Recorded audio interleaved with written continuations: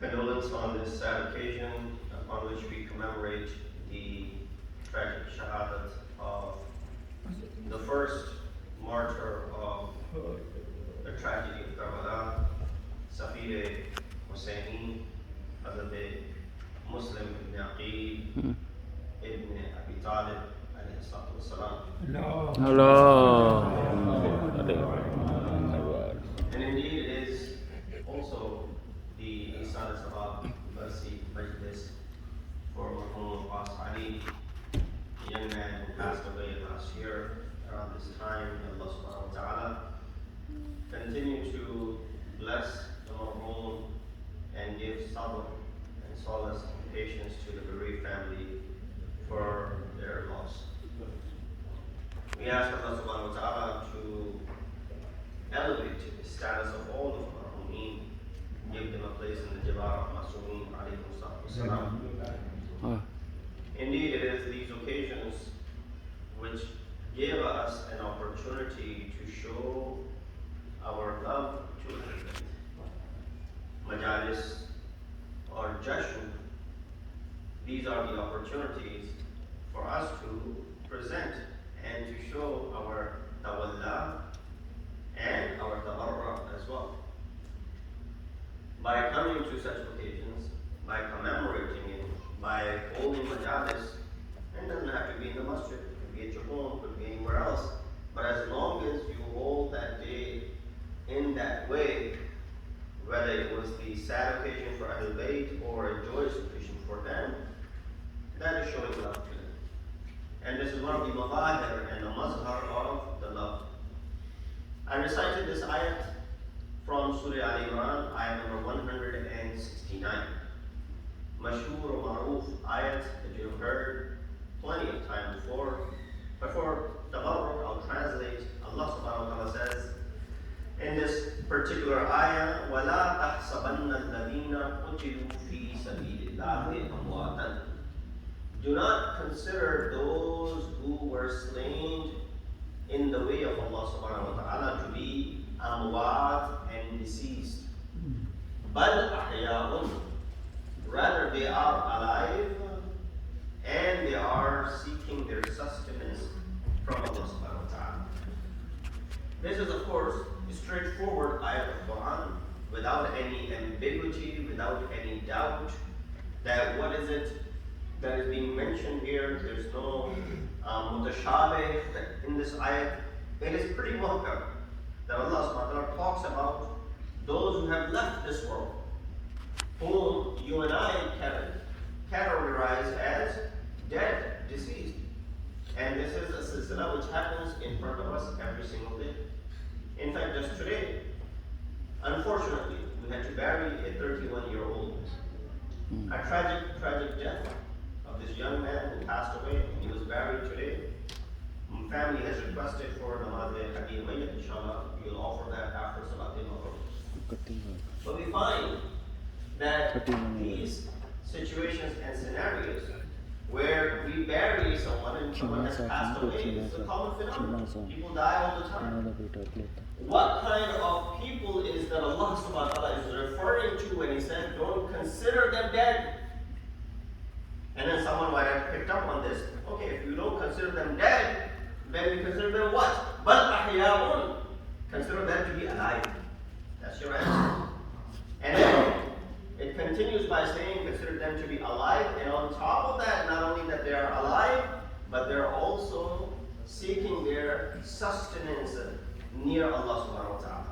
This is where a point has to be elaborated as to what kind of food are they consuming. Is it the food that you and I consume in this world? Is it what is being referred to? And how are these people not considered to be dead because their ruh has continued but their bodies have been buried in this world?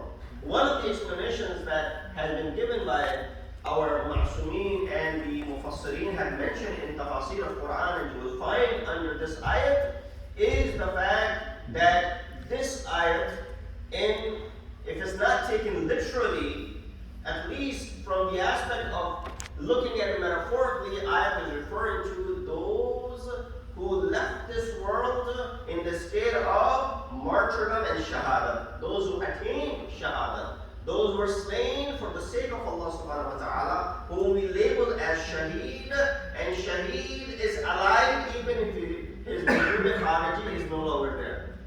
Why? The blood of Shaheed and the martyr and the remembrance of Shaheed is still the remembrance as if the person was alive. There are many people who are alive, yet as if they are non-existent. But there are many who left their impression in this world. When they left, they're still alive and still mentioned in the hearts of the people. And the prime example of such an individual is no other than Hazarat Imam Hussain, Sayyid al-Shuhada, alayhi salatu Allahumma salli ala Muhammad. In fact, he is Sayyid al-Shuhada. So you would consider other Shaheed to be ordinary, because Imam Hussain is the master of all of the Shuhada, such as Muslim ibn Aqeel is one of those Shuhada. Don't consider him to be dead. Who is this Muslim? A Muslim, as you know, is son of Aqeel. Aqeel is one of the 4 brothers and one of the 4 people that, of course, Imam Ali ﷺ, you know, his relationship with Muslim, and how Rasulullah had actually mentioned regarding Aqeel and had mentioned regarding him to be the status that he possessed.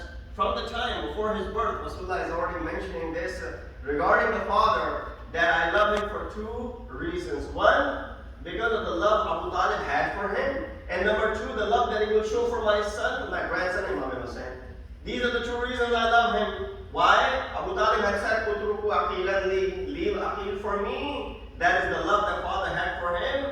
And the second is that his son Muslim will be used to go ahead and provide assistance that will be needed when my grandson Hussein will be faced with this tragedy. So therefore we find he's not an ordinary individual. And this story is of course something which you have all heard in the past, and I will just be reiterating that story primarily for the children that are present over here. Loud, Nare Salat. Allahumma salli ala Muhammad. First and foremost, we understand who Muslim is. Muslim is someone who is chosen as the Safir and the ambassador of Imam Hussain. We are all aware of the istilah and terminology of Safir, right? Every country has ambassadors, Sufara, Safir. They're sent to other countries. So for example, we live here in the United States. Many of us are from Pakistan. You will find the embassy here, and the ambassador is the Safir of Pakistan. Many of you are from, let's say, India. The Indian embassy is here, and you'll find the Safir of the ambassador of India. Or any other country, Iran. Well, Iran doesn't have an embassy over here, but they have an intersection which still has an ambassador of sort that sits there. Iraq and other embassies. You get the point. We all know who Safir is. We don't get to interact with the Safir, but his presence is felt. He is sort of like liaison with the top authority of the country that he represents. That authority that he is the communicator, the one who will communicate with the authorities over here. So therefore, this cannot be an ordinary person. You go ahead and study those who have served as the Safir of another country, the post that they had in their hands before they became a Safir, for example. You know, you need to have the ilm.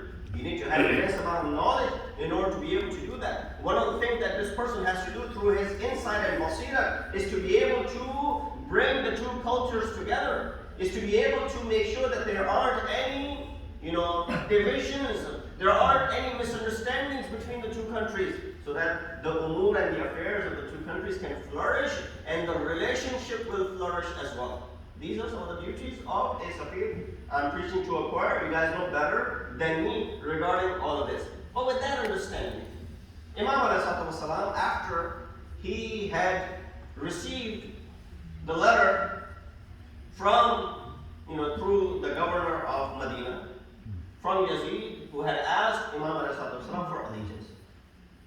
Imam at this moment realizes that this is the epitome of it, and he cannot afford to stay back in Medina anymore. His life and his family's life is in grave danger. And therefore Imam ﷺ at this point makes that decision. It was not an easy decision. Imagine you have to make this decision. A place that you were born, grew up, and you lived for, first 50 some years of your life. Imam Hussain is 57 at the time of his Shahadat. So this is 60th year after Hijrah. Imam is 57 years old. This is Medina. This is where he opened his eyes. This is where Imam grew up. This is where his mother is buried. This is where his brother is buried. This is where his grandfather is buried. This is Madinatul Rasul. And now, Imam has to make this decision to leave this city. For what? For the sake of safety and security. While Imam is facing that dilemma, there are many who come forward and tell Imam otherwise. Oh Hussain, you're making a mistake. Oh Hussain, do what everyone else has done. Meaning what? Pay allegiance to Yazid. How bad could that be? It's not like he's going to come and put it on the billboard and announce it all over the media. Just pay allegiance. Like we have done so. It will be better for you and your family. So there were many, top-notch children of Ashab, Jalilul Qadr Ashab, who paid allegiance to Yazid. Saying that, whatever the reason may be, maybe it was taqiyya at that time for them, or they really didn't care what allegiance really means. But nonetheless, Imam Hussain makes that decision. And then he takes his family and he embarks on this journey. While he faces many hurdles, Imam made sure that people understood the purpose why he's leaving. And that brings me to that comment that Imam had said, or those words that Imam uttered, those famous words. By now, all Shia should know these words.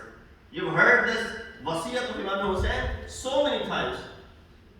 Imam said, Inni lam akhruj ashiran wala batiran wala zaliman wala mufsidan. I am not leaving. If anyone perceives me leaving Medina for the sake of what? Zulm, chaos, corruption, fasad, no, that is not the reason. Nor do I want any sort of fame. Who is more famous than Imam Hussain? I don't want any worldly wealth. I don't want any of that. I'm not trying to cause any corruption. I'm not trying to cause any fasad. Now people could have perceived Imam's words negatively, as the words are twisted. Imam made sure that they were clear. إِنَّمَا خَرَجْتُ لِطَلَبِ الْإِصْلَاحِ أُمَّةِ جَدِيدٍ. The only reason for my khuruj is to seek what? Islah, reform in the society. And then those famous words. إِنِّي أُرِيدُ أَنْ آمُرَ بِالْمَعْرُوفِ وَأَنْهَى عَنِ الْمُنكَرِ. I want amr bil ma'ruf. I want to nahy anil munkar. That is a duty upon every single one of you. You have forgotten. What happened to you? You thought only namaz is wajib? You thought only fast, hajj, zakat, khum, these are things that are wajib? No, amr bil ma'ruf is also wajib. Nahy anil munkar is also wajib. You've forgotten that. This man who's sitting on the pulpit, calling himself to be the Khalifatul Muslimin, he's not fit for that. And therefore, I cannot stand by him commanding people and not do nahy anil munkar. This is nahy anil munkar. If there is ever going to be a need and necessity for nahy anil munkar, this is the opportunity. So Imam Al-Islam stands up. He makes sure that nobody misunderstands the reason he's leaving. Imam leaves. As Imam was leaving, this is where Muslim's role comes into play. Imam was receiving letters from many different places. People, the followers from Yemen, from Egypt, from Basra, from Kufa, and from other places even mentioned in the books of history. They wrote letters to Imam. But the majority that wrote letters to Imam were the Kufans. That was the majority. Why Kufa? Kufa was a very important place in the time of Amir al-Mu'mineen Ali ibn Abi Talib Allahumma salli ala Imam made it to be his capital. Same Kufa. Now don't think that those people who say, well, you guys perform these majalis and you cry while you are the ones who killed Hussain. Why? Who was in Kufa? Kufa was filled with the Shia. They were all the Shia Wali who 20 years later killed who? Imam Hussain. So you killed him and now you're weeping for him. The answer, Kufans were not all Shia. In fact, Kufa was a very dynamic place. It was a place established by Amir al-Mu'mineen as Khilafah or Dar al-Khilafah or the capital for various reasons. Due to the fact that there were already many factories of weapons that existed in Kufa. They were already making these weapons. There were many nations that lived there. The Byzantine, the Romans. There were all these different groups that existed over there. In fact, some of them came into existence after the Shahadat of Imam Ali. In the time of Imam Hussein, these groups are there. You have the Qadariyah, the Hashmiyah, the Murji'ah. You have, these other, those Kalani groups that exist. Mu'tazili, Ash'ari, all of them are there. In fact, I came across a hadith floating around on social media the other day. So one of the groups that existed at that time, their name was Murji'ah. I don't know how many of you know or heard of Murji'ah. Murji'ah was a group of people. It comes from the root word Raja or Irja. What these Murji'ah did, these Murji'ah, they used this ayat number 106 from Surah Tawbah. وَآخَرُونَ مُرْجَوْنَ لِأَمْرِ اللَّهِ. That others are waiting for the edit and the verdict of Allah subhanahu wa ta'ala. So there was this group of Murji'ah that came into existence in the time of Amir al-Mu'mineen. Who were these Murji'een? Murji'ah is spelled as Mim, Re, Jim, Hamza. And then the round ta, Murji'ah. There's no Ain in it. Murji'ah. From Irja. Meaning ta'khir, to delay something. They were opposite of Khawarij. Khawarij were there just to punish people. The present day, what you find in Kingdom of Saudi Arabia. Murji'ah were the opposite of them. They said, don't punish anyone. We cannot punish anyone who calls themselves to be Muslim. If they claim Islam, then we cannot touch them. Their thawab and their jaza is with Allah subhanahu wa ta'ala. You and I cannot punish them. And therefore, they also went to the extent by saying that as far as the Khilafah of Muslimin is concerned, Ismat is not one of the conditions. Anyone could be the Khalifa and will be Wajibul Ita'ah. So basically all of their understandings were going in favor of who? Banu Umayyah. That's where they came into existence. This is where I want to draw your attention. So you know who the Murji'ah, I just gave you a couple of sentences, a crash course on who Murji'ah were. This is why it's really important. I saw this hadith. You know, nowadays people forward these messages on YouTube, on Facebook, on WhatsApp. Beautifully decorated hadiths of 6th Imam Ja'far as-Sadiq alayhi salatu wasalam. With reference to Masail al-Shia, volume this, page number this. Now, of course, nobody's checking, right? But it makes it that much authentic. It's got the name of 6th Imam. It has the book Masail al-Shia, which we have heard of. You know, Usul-e-Kafi, which we have heard of. And some random volume. No, it's not random. It was actually true. It was right. The volume and the page number was correct. I checked it. The hadith was this. And there was only translation. There was no Arabic. It was only the translation of the hadith. That teach your children our ahadith, 61 said, before it reaches in the hands of maraji, the one who give fatwa. Of course, right away, sounded, made up and rubbish. So I dug in, I said, let me find out what this hadith is. After looking at the hadith, the actual Arabic, this is the hadith. بادروا أولادكم بالحديث قبل أن يسبقكم إليهم المرجئة. Teach your kids our ahadith, our kalam, before murji'ah reach our kalam and they start utilizing it. You see how they manipulated the word murji'ah to go ahead and turn you against maraji'. He said, teach your kids before maraji' gain action and they start giving fatwa based on that. Teach them hadith. So I had hadith come into existence. You don't need the maraji'. according to them.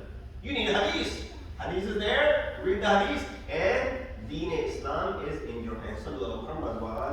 Allahumma salli ala Muhammad wa ali Muhammad. So Imam was receiving all these letters from Kufa, and Imam wanted to make sure that these Kufans are right in what they are saying. So Imam chooses his ambassador in the form of Muslim ibn Aqeel, sends him on this mission to go find out. Muslim leaves on 15th day of Ramadan to go to Kufa. When he arrives, he makes the house of Mukhtar al-Thaqafi to be his place of stay. With the help of Hani, Ibn Urwa and others, he starts propagating, as how a candidate would propagate for someone who's running for election. He would go ahead and read the letter of Imam, which Imam had written to the people of Kufa. I don't have time to go into the details of that letter. Imam wrote this letter addressing the Kufans directly, that if you are truthful in what you're saying and my ambassador verifies it, then I will come to you.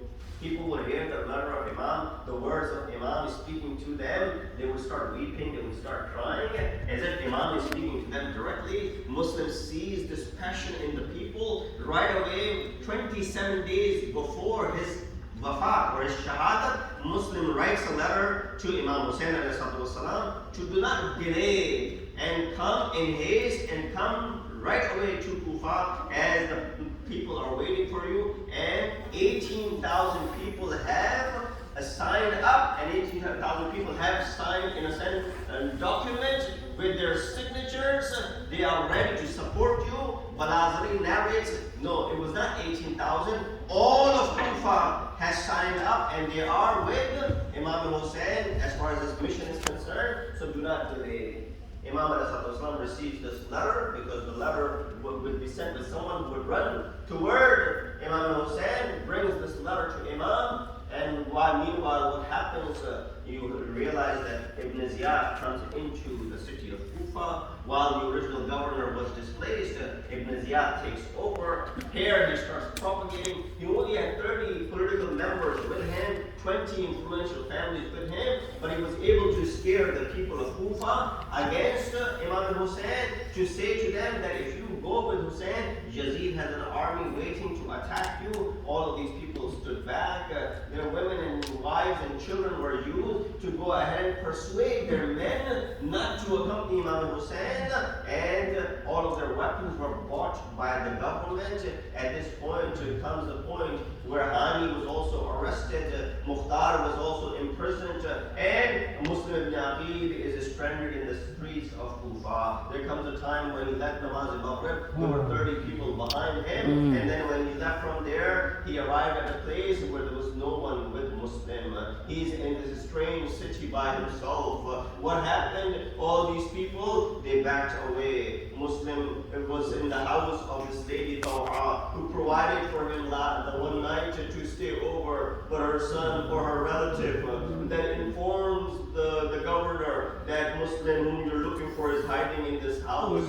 He sent Muhammad ibn Ashas to go ahead and capture Muslim. After a tough battle between the two, Muslim was given aman that if you drop your weapon, we will take you safely and securely. Muslim gives up and gives in. They bring him back. He says, I have 3 wasaya. One wasiyat is that I'm maqroos of 700 dirham. Sell my sword and my zira to pay off my debt. Number 2, I have written a letter to Hussein to come here and tell him not to come. And number 3, bury my body. If you are Muslim, would you ask another Muslim to go ahead and bury you? And Ziyad says, as far as your debts are concerned, we will take care of that. But as far as your letter to Hussein is concerned, we're not going to inform him of what has transpired. And number 3, what do you care what happens to your body after you die? We'll do whatever we want to. That is why from the top of Darul Amara, the body of Muslim was thrown to the ground. This is how an ambassador or somebody is treated. Ajrukum Allah. May Allah give you no grief or the sorrow. But Muslim continued to perform his ambassador duties even until the last moment. He continued to argue with them, to convince them of what they were doing against Sayyid al-Shuhada. But as soon as the death, as soon as the Shahadat of Muslim takes place, it takes a while before that news reaches Imam Hussein. He has already left the city of Makkah. He has already gone past many of the locations. Every time people will tell Hussein, the Kufas are not with you. Their hearts might be with you, but their swords are against you. Imam would show them all the lectures. He said, I'll wait until I hear from Muslim. And then comes a place where Imam hears the news of the Shahadat of Muslim ibn Aqeel. Imam immediately comes to the tent where the daughter of Muslim was, brings her closer, and then Imam puts his hand on the head of the daughter of Muslim.